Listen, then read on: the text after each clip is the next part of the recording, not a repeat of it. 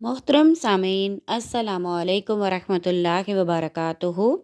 मैं Sabeen Ashraf YouTube channel पर आपको खुश आमदीद कहती हूँ। जैसा कि आप जानते हैं, ईमान की शाखें हमारा उन्वान चल रहा है। आज आपके सामने ईमान की 41वीं शाख बयान करूँगी, जिसका उन्वान है खिलाफ शरीयत खेल कूद से इज्तनाब। यानी ऐसे खेल जिनके बारे में इस्लाम में मना फरमाया गया है। तफरीह तबाह के लिए इस्लाम ने चंद खेलों के लिए तरगीब दी है और बाज़ खेलों से मना फरमाया है।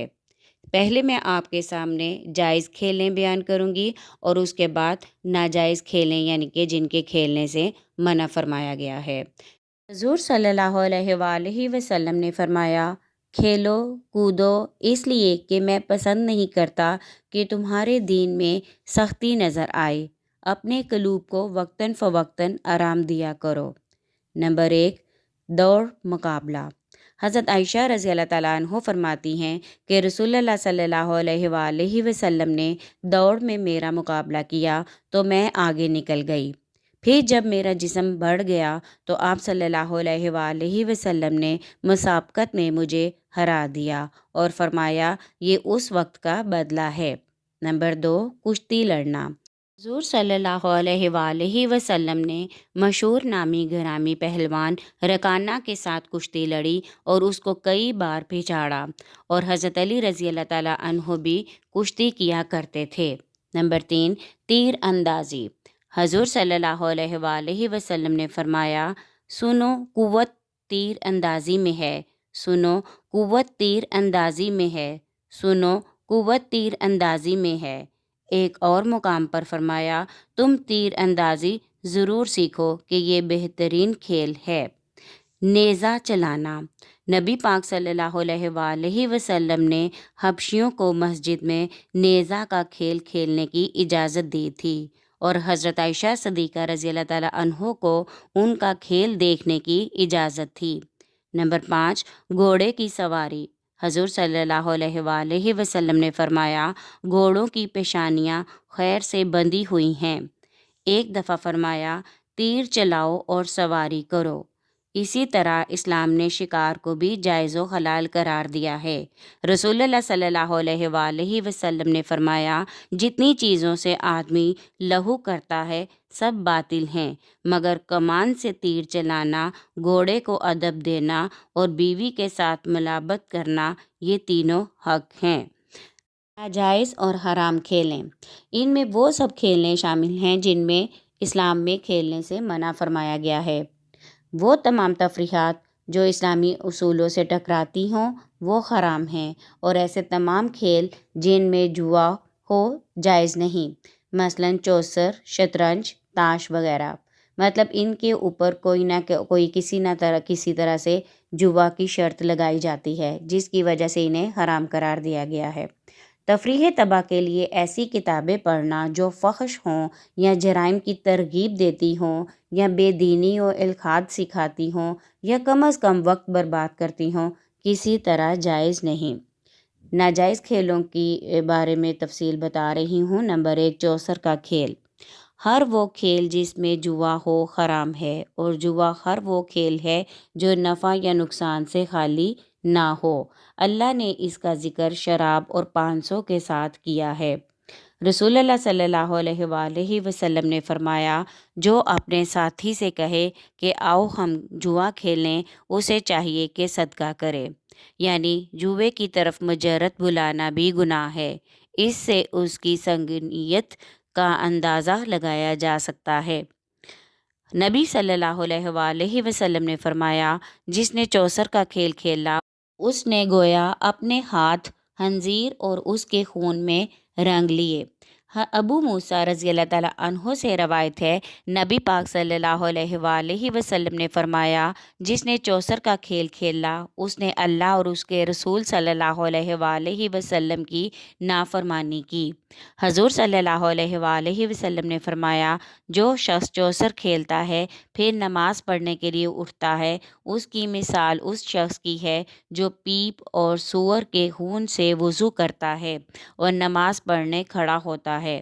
नंबर 2, وہ کھیل جس کے کھیلنے سے منع کیا ہوا ہے اس میں نمبر 2 کھیل شطرنج کا ہے۔ حضرت عبداللہ بن عمر رضی اللہ تعالیٰ عنہ سے روایت ہے، نبی اکرم صلی اللہ علیہ وآلہ وسلم نے شراب پینے، جوا کھیلنے سے منع فرمایا ہے اور شطرنج سے بھی منع فرمایا ہے اور فرمایا ہر نشہ والی چیز حرام ہے۔ حضرت ابو موسیٰ اشعری رضی اللہ تعالیٰ عنہ بیان کرتے ہیں کہ شطرنج وہی کھیلتا ہے جو خطا کار اور گناہ گار ہو۔ شطرنج لغو اور باطل کھیل ہے، اللہ تعالیٰ لغو اور باطل کو پسند نہیں فرماتا۔ بہقی نے حضرت علی رضی اللہ تعالیٰ عنہ سے روایت کی، وہ فرماتے ہیں کہ شطرنج اجمیوں کا جوا ہے۔ اللہ تعالیٰ ارشاد فرماتے ہیں، قرآن مجید میں سورہ لقمان میں آتا ہے، اور کئی ایسے لوگ بھی ہیں جو بیوپار کرتے ہیں غافل کر دینے والی باتوں کا، تاکہ بھٹکاتے رہیں اللہ کی راہ سے بے خبر ہو کر، اور اس کا مذاق اڑاتے ہیں۔ یہ لوگ ہیں جن کے لیے رسوا کن عذاب ہے۔ اس مقام پر لہو الحدیث سے مراد گانا بجانا اور اس کے مشابہ دوسری چیزیں ہیں۔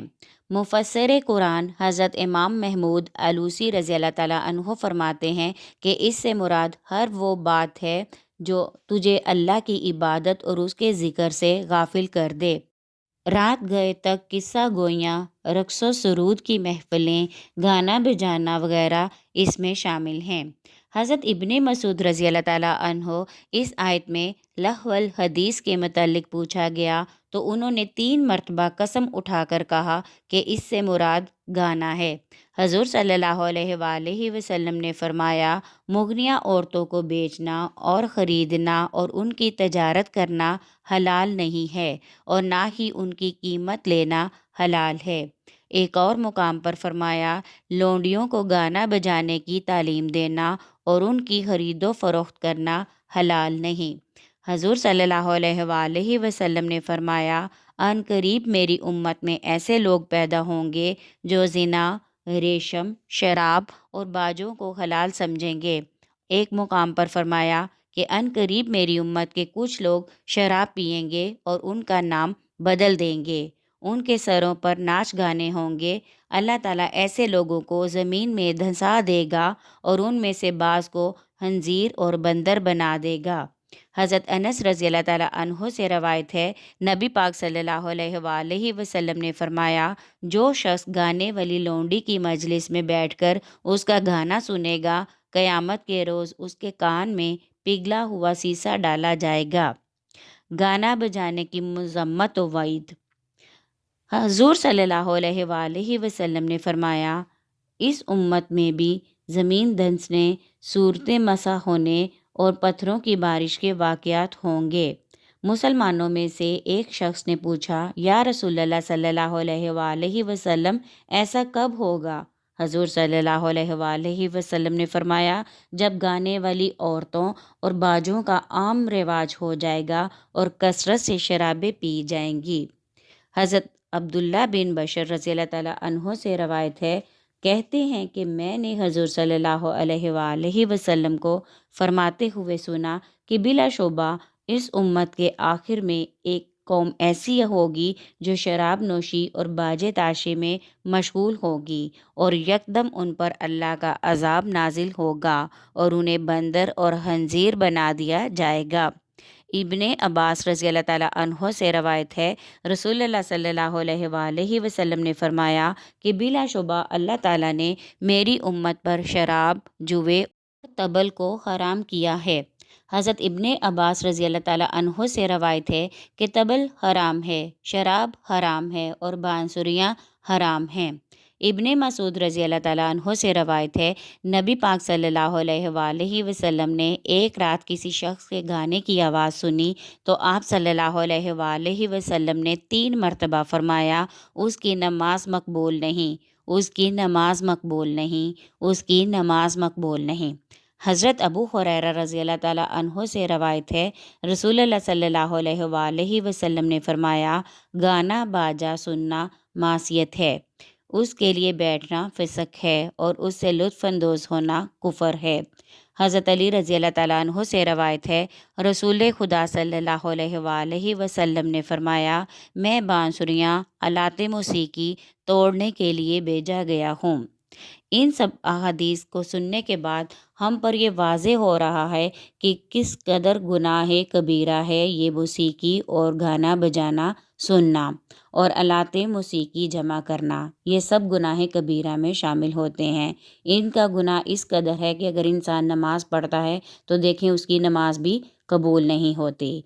इसके अलावा गाना सुनने के नुकसानात बयान करूँगी। हदीस में नबी पाक सल्लल्लाहु अलैहि वसल्लम फरमाते हैं, गाना दिल में नफाक पैदा करता है जिस तरह पानी सब्ज़ा पैदा करता है। सरूद और मौसीकी को शैतान का कुरान कहा जाता है। शैतान का कुरान तो नफाक ही पैदा कर सकता है। सरूद व मौसीकी जैसी ओछी हरकतें अज़मत इंसानी को पामाल कर देती हैं।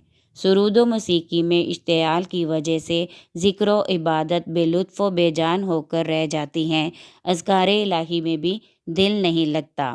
उम्मीद है ये ऑडियो सुनने के बाद आप बिल्कुल मुकम्मल तौर पर गाना बजाना सुनने से किनारा कशी एख्तियार कर लेंगे।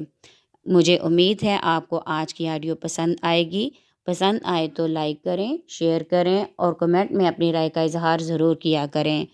इसके साथ ही हमारे चैनल को सब्सक्राइब कर दीजिएगा। शुक्रिया।